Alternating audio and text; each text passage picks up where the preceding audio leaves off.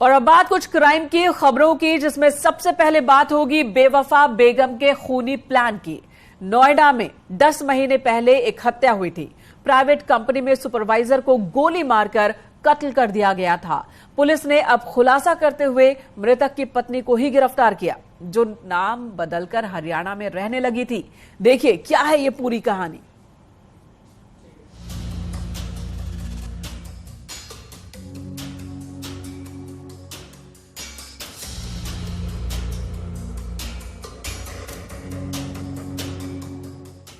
पत्नी ने दी पति की सुपारी।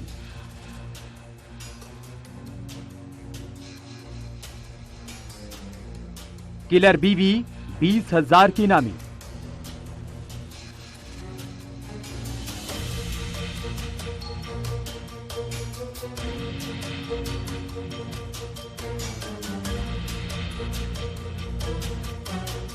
आपने पति के लिए यमराज से लड़ने वाली बीवियों की कहानी सुनी होगी, लेकिन इस महिला ने अपने पति के साथ जो किया वो सन्न कर देगा। महिला ने अपने पति को ठिकाने लगाने के लिए खुद यमराज यानी किराए का शूटर तलाशा, फिर साजिश कर उसे ठिकाने लगा दिया।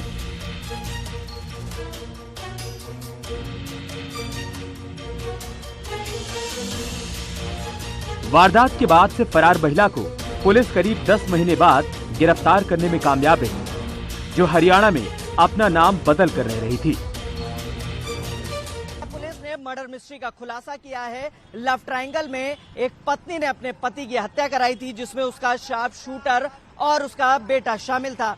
फिलहाल महिला जो है पिछले 1 साल से हरियाणा में रह रही थी और अपना नाम बदलकर दूसरी शादी कर रह रही थी। आपको बता दें, लव ट्रायंगल में पत्नी ने अपने पति की हत्या कराई थी। पूरी साजिश रची थी, जिसमें उसका बेटा शामिल था। 20,000 रुपए की इनामी पूजा को पुलिस ने गिरफ्तार कर लिया है। और तारीख 10 मई 2022, जगह थाना सेक्टर 94 नोएडा। आज से करीब 10 महीने पहले पुलिस की फाइलों में एक ऐसा केस दर्ज हुआ जिसे इंसाफ के मोड़ तक लाने में कई महीने बीत गए। 10 मई 2022 को एक कंपनी में काम करने वाला सुपरवाइजर कंपनी से अपने घर जाने के लिए निकला था। तभी बाइक सवार बदमाशों ने उसकी हत्या कर दी।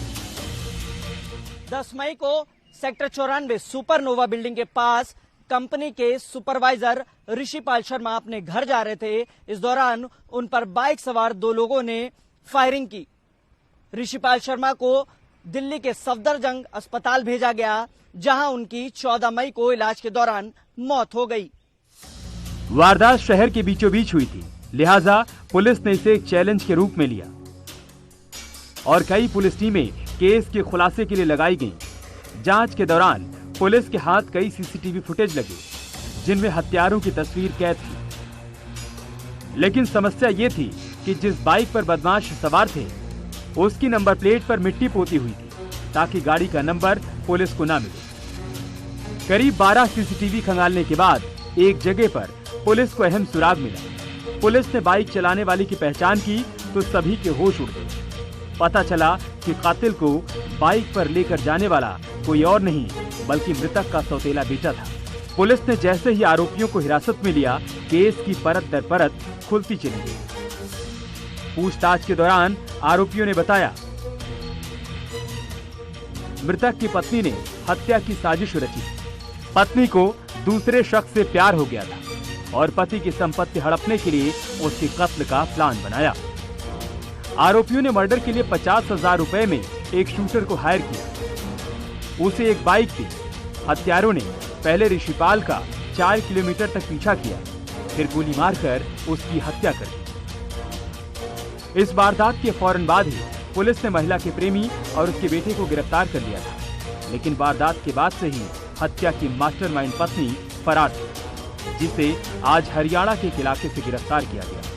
पिछले 1 वर्ष से हरियाणा में रह रही थी और मंदबुद्धि एक युवक से शादी भी कर ली थी और अब उसकी प्रॉपर्टी हड़पने की तलाश में थी और एक प्रॉपर्टी बेचने के लिहाज से ही वो नोएडा की तरफ आई थी। और ऐसे में जब पुलिस को भनक लगी तो पुलिस ने उसे मौके से गिरफ्तार कर लिया है। पूछताछ के दौरान महिला ने बताया कि ऋषिपाल उसका दूसरा पति था।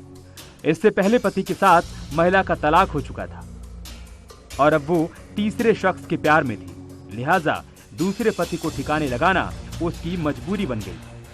पति की हत्या के बाद महिला उसकी प्रॉपर्टी बेचने की तैयारी में थी, लेकिन तभी कानून के शिकंजे में आ गई। फिलहाल पुलिस ने महिला को गिरफ्तार कर जेल भेज दिया। Bureau report, news 18।